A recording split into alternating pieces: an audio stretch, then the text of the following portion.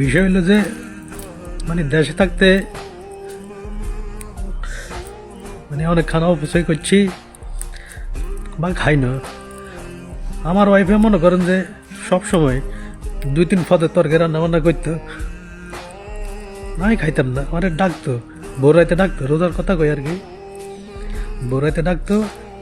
তো অনেক সময় উঠতাম, অনেক সময় উঠতাম না, খাইতাম না। অনেক খানা আমরা ফালাই দিতাম বা কারো দিয়ে দিতাম। রিজিকে যে সময় যাও খাই, সমস্যা না, আলহামদুলিল্লাহ। মানে খাই না যে তা না, খাই। কিন্তু কথা হলো যে দেশের মধ্যে যে এরকম মানে ইয়ে পাইতেছি না আর কি। আমার বউ কইলো আর কি, তোমারে বলাইলে তুমি উঠতা না, খাইতা না, কারণ বাদুগা খানে লাই রাইতে 4টা বাজে তুমি আরো জনের বাসাত যাও। তখন কই রিজিক যে সময় জিয়ান আছে, যে এমনি আছে, এমনি খাইতে হবে আর কি।